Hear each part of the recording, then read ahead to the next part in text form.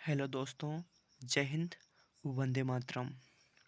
जैसे कि हमने पिछले वीडियो में महासागरीय नितल के प्रमुख उच्चावच मंडलों का जिक्र किया था और उनमें से हमने एक प्रमुख मंडल महाद्वीपीय मग्न तट का विस्तार से अध्ययन किया था। आज इस वीडियो में हम महाद्वीपीय मग्न तट के पश्चात आने वाली प्रमुख स्थलाकृति या मंडल या उच्चावच महाद्वीपीय मग्न ढाल का विस्तार से अध्ययन करेंगे। तो शुरू करते हैं हम महाद्वीपीय मग्न ढाल। इसको अंग्रेजी में कॉन्टिनेंटल स्लोप भी बोलते हैं। जैसे कि ढाल शब्द से हमें ज्ञात हो रहा है कि महाद्वीपीय क्षेत्र का वह भाग जो समुद्र में डूबा हुआ है, परंतु कोण बनाते हुए डूबा हुआ है, ढाल बनाते हुए डूबा हुआ है। इसलिए महाद्वीपीय जो क्षेत्र है, अगर वो जल में डूबा हुआ है और एक पर्टिकुलर एंगल बनाए हुए है या ढाल बनाए हुए है, तो उसको हम सामान्य रूप से महाद्वीपीय मग्न ढाल कह सकते हैं। तो देखते हैं महाद्वीपीय मग्न ढाल। महाद्वीपीय मग्न तट यानी कि जल में डूबा हुआ तट तथा गहरे सागरीय मैदान के बीच तीव्र ढाल वाले भाग या मंडल को महाद्वीपीय मग्न ढाल या कॉन्टिनेंटल स्लोप कहा जाता है।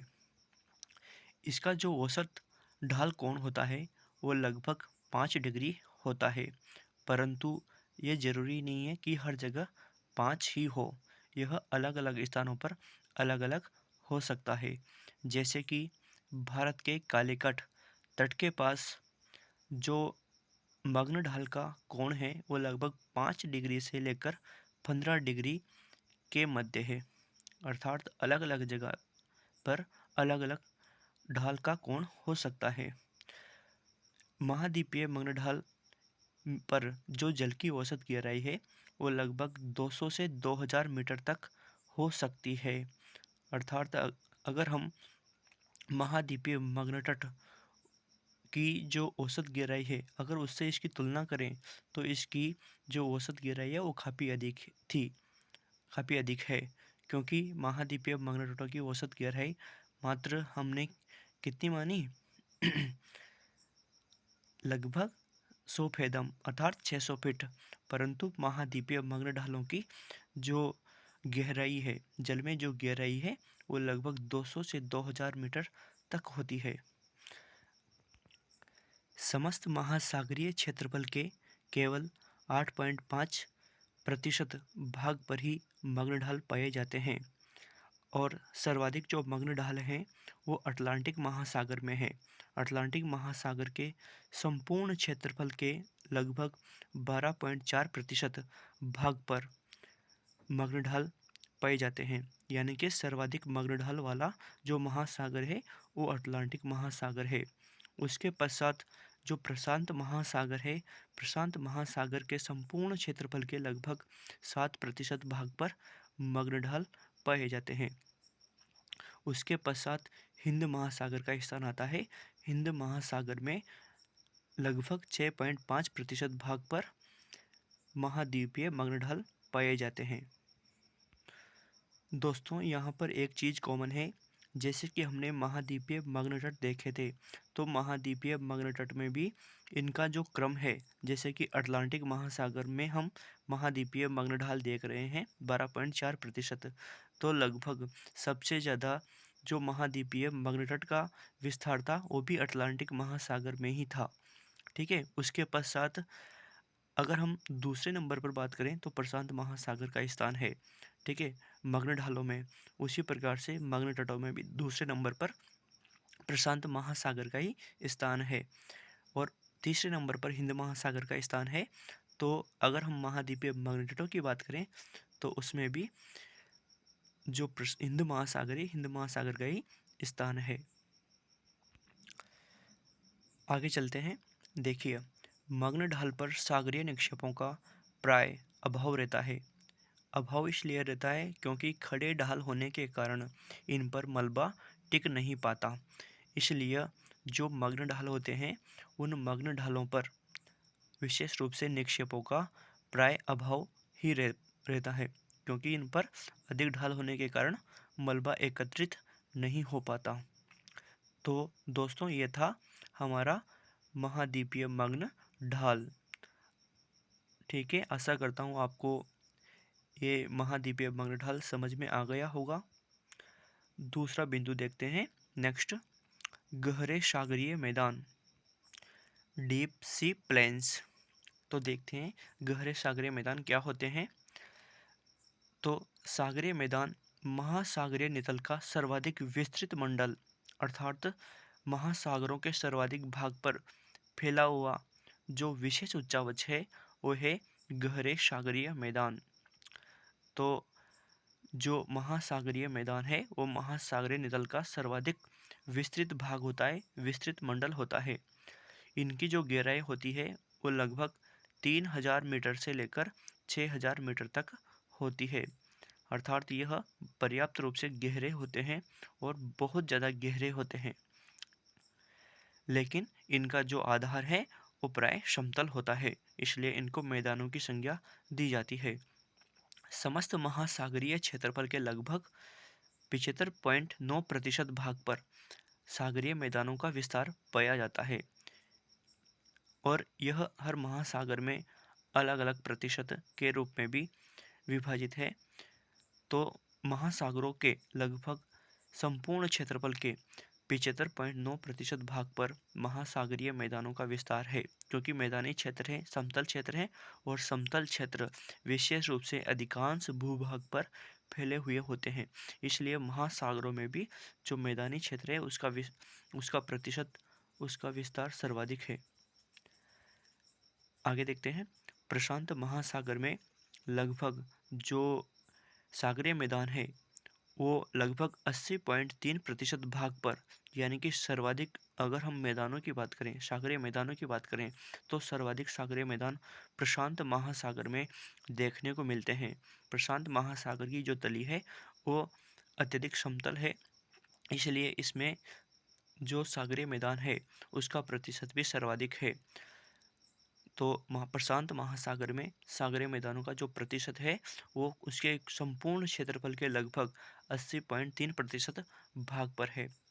इसके पश्चात हिंद महासागर का स्थान आता है।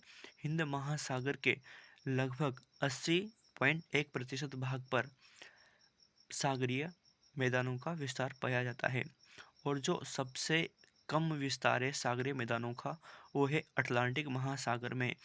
अटलांटिक महासागर में सागरीय मैदानों का कम विस्तार होने का जो प्रमुख कारण है वो ये है क्योंकि अटलांटिक महासागर में महाद्वीपीय मग्न तट तथा महाद्वीपीय मग्न ढालों का विस्तार अत्यधिक है। और इसके अलावा जो अटलांटिक महासागर है उस अटलांटिक महासागर में मध्यवर्ती जो कटक है, मध्य अटलांटिक जो कटक है उसका भी विस्तार पाया जाता है। इसलिए अटलांटिक महासागर में सागरीय मैदान विशेष रूप से कम पाए जाते हैं और सबसे कम क्षेत्रफल पर सागरीय मैदानों का विस्तार है। तो अटलांटिक महासागर में जो सागरीय मैदान है वो उसके संपूर्ण क्षेत्रफल के लगभग 54.9% भाग पर फैले हुए हैं। जो सागरीय मैदान है उन सागरीय मैदानों का ढाल प्राय अत्यंत मंद होता है, क्योंकि मैदानी क्षेत्र हैं और मैदानी क्षेत्रों का ढाल बहुत ही मंद होता है, यानी कि माने कि लगभग 1 डिग्री से भी कम इनका ढाल होता है, क्योंकि समतल क्षेत्र हैं और समतल क्षेत्रों पर प्राय ढाल अत्यधिक मंद होता है। सागरीय मैदानों पर सागरीय जीवों, पौधों तथा क्षारीय पदार्थों के निक्षेप, कहीं कहीं पर ज्वालामुखी पदार्थ के जमाव भी देखने को मिलते हैं, क्योंकि मैदानी क्षेत्र है और मैदानी क्षेत्र में विशेष रूप से सागरीय जीव, पौधे और क्षारीय पदार्थों के निक्षेप जमा हुआ रहता है। क्योंकि यहाँ पर कोई ढाल, अत्यधिक ढाल नहीं पाया जाता, इसलिए प्राय जो निक्षेप होते हैं, जमाव होते हैं या मलबा होता है वो प्राय जमा हुआ रहता है। और कहीं कहीं पर ज्वालामुखियों से निकलने वाला जो पदार्थ है वो भी प्राय इन मैदानी क्षेत्रों में जमा हुआ रहता है। 20 डिग्री उत्तर से 60 डिग्री दक्षिणी अक्षांशों के बीच सागरीय मैदानों का विस्तार सर्वाधिक पाया जाता है। ये इम्पोर्टेंट चीज़ है, ध्यान रखना कि सागरीय मैदानों का सर्वाधिक विस्तार कौन से अक्षांशों के मध्य पाया जाता है। तो ये चीज़ ध्यान रखने योग्य है, इसलिए इसको ध्यान रखा जाए। 20 डिग्री उत्तर से 60 डिग्री दक्षिणी अक्षांशों के बीच सागरीय मैदानों का विस्तार सर्वाधिक पाया जाता है और 60 डिग्री से 70 डिग्री उत्तरी अक्षांशों के बीच इनका अभाव देखा गया है। प्राय इनका अभाव पाया जाता है। कहाँ पर? 60 से 70 डिग्री उत्तरी अक्षांशों के बीच। तो ये चीज़ ध्यान रखना, सर्वाधिक सागरीय मैदानों का विस्तार 20 डिग्री उत्तर से 60 डिग्री दक्षिणी अक्षांशों के बीच और 60 से 70 डिग्री उत्तरी अक्षांशों के बीच प्राय इनका अभाव देखा गया है। तो दोस्तों, ये था सागरीय मैदान। अब लास्ट और अंतिम जो उच्चावच है, अपना उच्चावच मंडल है महासागरीय गर्त, उसका भी हम विवेचन कर लेते हैं। ठीक है, आशा करता हूँ आपको गहरे सागरीय मैदान समझ में आ गए होंगे। तो नेक्स्ट टॉपिक पर चलते हैं हम, महासागरीय गर्त। इनको अंग्रेजी में ओशनिक डीप्स भी कहते हैं। तो दोस्तों, जो महासागरीय गर्त होते हैं वो महासागरों के सबसे गहरे भाग होते हैं, क्योंकि गर्त का नाम सुनते ही हमारे दिमाग में आ जाना चाहिए कि सबसे गहरे भाग, खड्ड भाग, यानी कि खड्डे, गर्त, सबसे गहरे भाग, उन्हें हम कहते हैं महासागरीय गर्त। दोस्तों, इनका विस्तार संपूर्ण महासागरीय नितल के लगभग 7% भाग पर पाया जाता है। अर्थात महासागरीय नितल के लगभग 7% भाग पर महासागरीय गर्तों का विस्तार है, जो कि काफ़ी कम है। इनके ढाल खड़े होते हैं, अर्थात जो गर्त भाग हैं उन गर्त भागों के ढाल प्राय सीधे होते हैं, यानी कि 90 डिग्री के एंगल के भी बोल सकते हैं और 90 डिग्री के एंगल से अधिक भी बोल सकते हैं और थोड़े अल्प भी बोल सकते हैं। इनकी स्थिति पर्वतीय मेखलाओं के सामने तथा द्वीपों के सहारे भी गहरी गर्तें देखने को मिलती है। आकार की दृष्टि से मुख्य रूप से जो महासागरीय गर्त हैं उन महासागरीय गर्तों को दो भागों में डिवाइड कर सकते हैं। पहला तो देखिए, कम क्षेत्रफल वाले, देखिए कम क्षेत्रफल है इसका, तो कम क्षेत्रफल वाले किंतु अधिक गहरे खड्ड को गर्त कहते हैं। ठीक है, जिसका क्षेत्रफल प्राय कम हो किंतु गहराई अधिक हो, उस खड्ड को हम गर्त कहेंगे। क्या कहेंगे? गर्त, यानी कि डीप्स। जबकि जो लंबे खड्ड हैं उनको हम खाई कहते हैं, यानी कि खड्ड तो हैं, गर्त तो हैं, लेकिन वे प्राय लंबे हैं, इसलिए उनको हम क्या कहेंगे? खाई कहेंगे। जैसे कि मेरियाना ट्रेंच, मेरियाना गर्त, तो उस लंबे गर्त को हमने क्या कहा? ट्रेंच कहा, खाई कहा। महासागरों में लगभग 57 गर्तों का पता लगाया गया है अब तक, जिनमें से 32 गर्त प्रशांत महासागर में, 19 गर्त अटलांटिक महासागर में और 6 गर्त हिंद महासागर में स्थित है।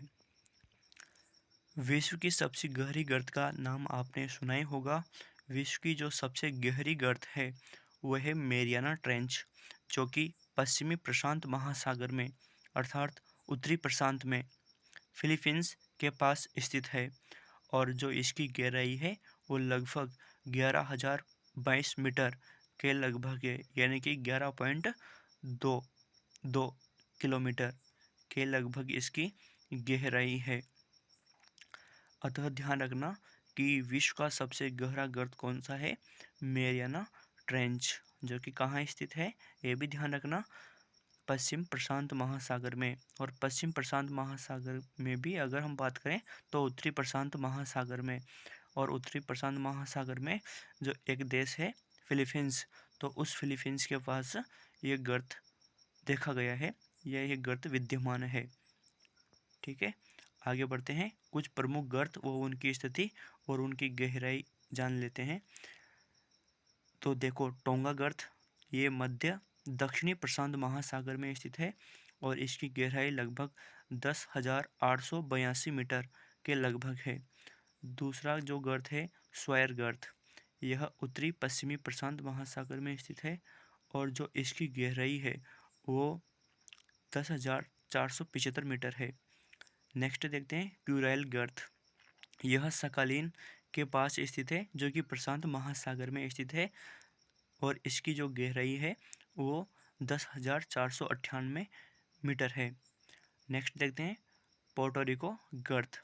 पोर्टोरिको गर्त को प्यूटोरिको गर्त भी बोलते हैं, और यह अटलांटिक महासागर में स्थित है, और इसकी जो गहराई है वो 8,385 मीटर है। नेक्स्ट रोमसे गर्त। रोमसे गर्त दक्षिणी अटलांटिक में स्थित है, और इसकी जो गहराई है वो 7,631 मीटर है। नेक्स्ट देखते हैं सुंडा गर्त। सुंडा गर्त का नाम आपने सुन रखा होगा, क्योंकि यह हिंद महासागर में स्थित है। इंडोनेशिया, जावा, सुमात्रा जो द्वीप समूह है उनके पास स्थित है यह गर्त। और अगर इसकी अवस्थिति की बात करें तो इसकी जो अवस्थिति है यह पूर्वी हिंद महासागर में स्थित है, और इसकी जो गहराई है वो 7,450 मीटर के लगभग है। तो दोस्तों ये थी प्रमुख महासागरीय नितल के उच्चावच।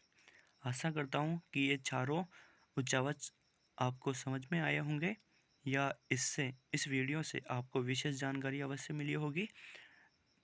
जाते जाते अंत में एक मुख्य चीज़ है अंतः सागरीय कंदरा। ये भी आप देखते जाइए। जो अंतः सागरीय कंदरा है, कंदरा का मतलब होता है गुफा, ठीक है। जिस तरह से हम स्थलीय क्षेत्रों पर गुफाएं देखते हैं, उसी तरह से सागरीय क्षेत्रों में भी गुफाएं होती है, और ये गुफाएं मुख्य रूप से महासागरीय तली, जो कि महासागरीय शेल्फ से लेकर महासागरीय तली यानी कि उसके बॉटम पेंदे तक विस्तृत होती है। इनको सबमरीन कैनियंस भी बोला जाता है। तो देखिए महासागरीय, अंतः महासागरीय या अंतः सागरीय कंदराएं क्या होती है।